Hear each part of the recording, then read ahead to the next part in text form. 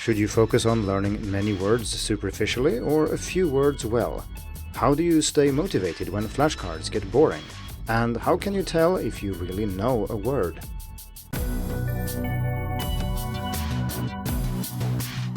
Hello and welcome to the Hacking Chinese podcast. In this week's episode, I'm going to answer questions about learning vocabulary in Chinese. This Q&A episode coincides with a vocabulary challenge sponsored by Skritter, although you can of course use whatever app you want for the challenge, or indeed not use an app at all.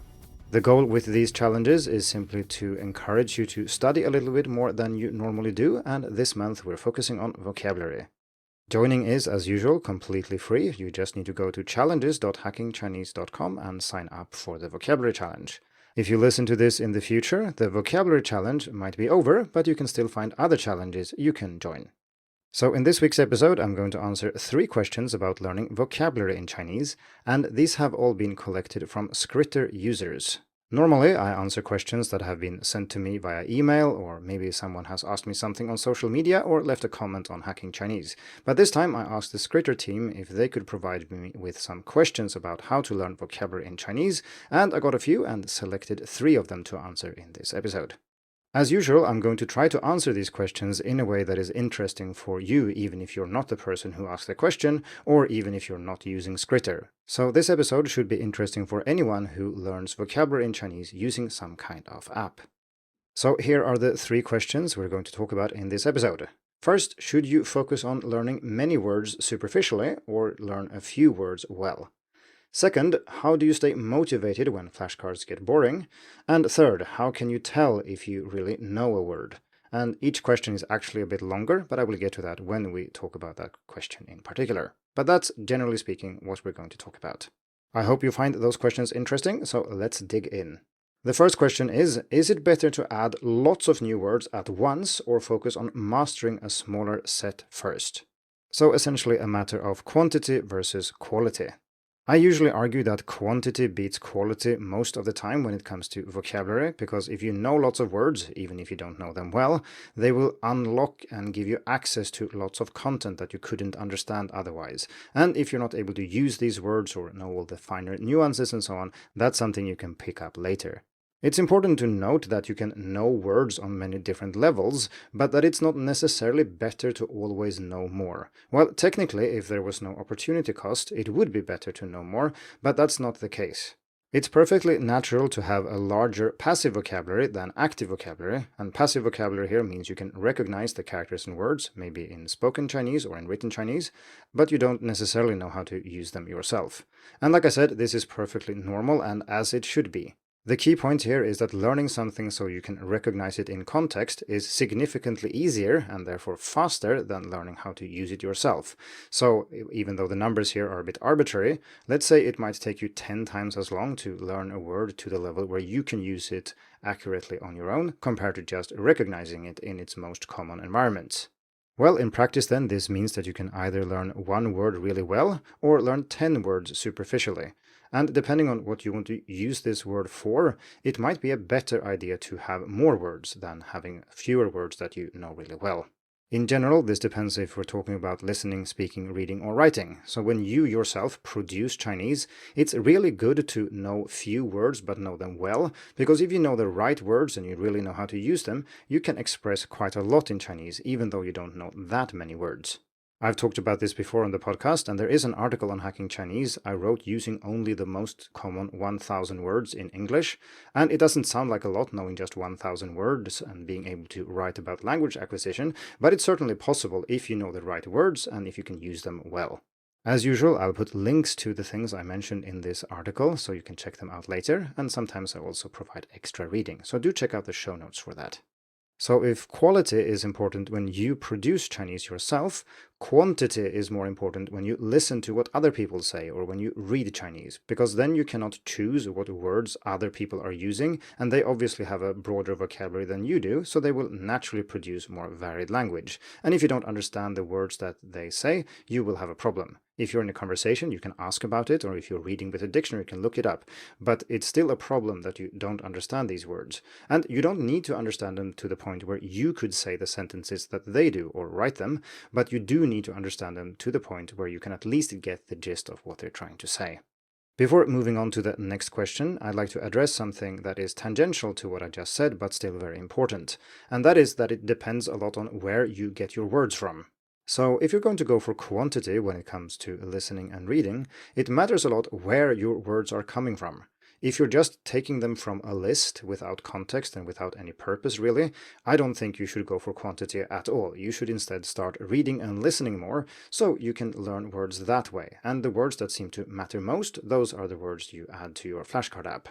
It can still be useful to study frequency lists, especially below your level, to see if you've missed anything important, but this is a little bit out of scope of this episode, so I'll put links in the show notes where I discuss the matter of lists more carefully. This brings us to the second question, which is, how do you stay motivated to review boring or overly simple words that still show up in your lists?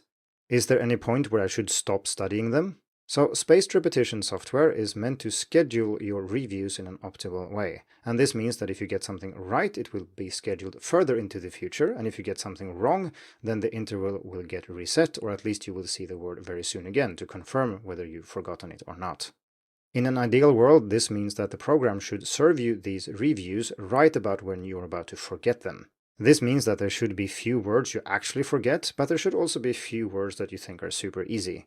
Now, the problem is that the algorithm that the app uses can't know what you're doing outside the app, and we all work a little bit differently when it comes to learning words in Chinese, and all words are not created equally either. Some are just harder and some are easier than others.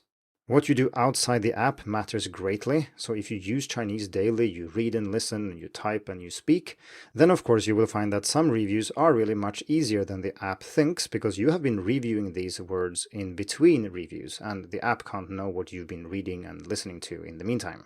Another tricky problem when designing these algorithms is that there ought to be some kind of mastery. So for example, let's say I stopped learning Chinese right now and never looked at a Chinese character in the coming 30 years, I'm pretty sure that I would be able to write the most common characters. I mean, certainly characters like 1, 2, and 3, but also characters like 中 as in 中国 or 我 as in me, 你 as in you, and so on. I've written these characters so many times that I will never forget them. Most spaced repetition software, though, is not very good at handling this, so these words will linger and they will return to you, maybe once a year, maybe once every 3 years, or something like that, depending on how the app is created. This is something I know is being changed in Scritter, so this longest interval will become much longer, which means that you should see these boring words less frequently. So, like I said, these algorithms don't work exactly the way we want, or they can't really because they don't have all the information, even if they worked perfectly in theory. And this means that you need to have an active approach to your vocabulary.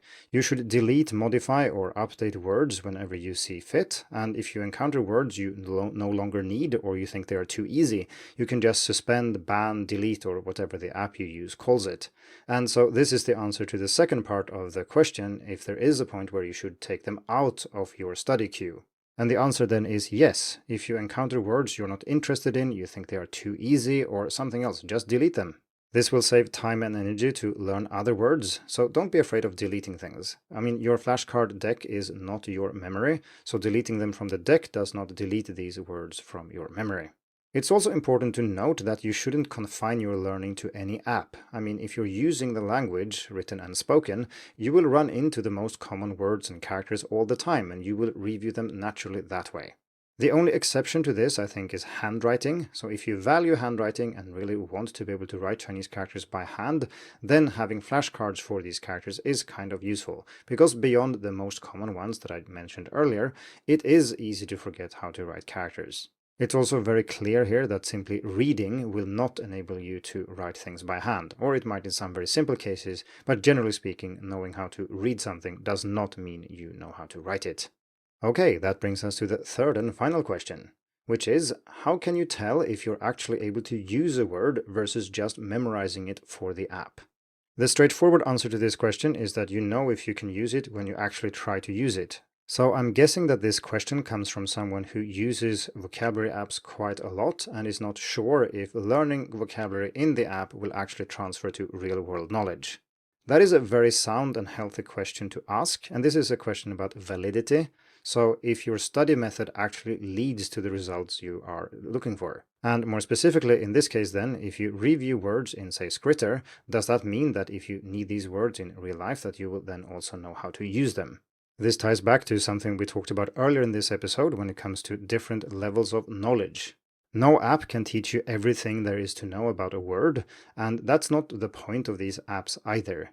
I would say that flashcards are very good for learning the basic meaning of words, so if we're talking about reading and listening, being able to recognize the characters and the sounds and connect them to some kind of basic meaning. To truly learn a word, however, you need to hear it and see it in context a lot, and this is something you can only do through reading and listening. When you are exposed to the language and engage with it, your brain will naturally figure out how words are used, and this is especially true then if you actually understand what you're listening to, and this is when your passive vocabulary comes in handy.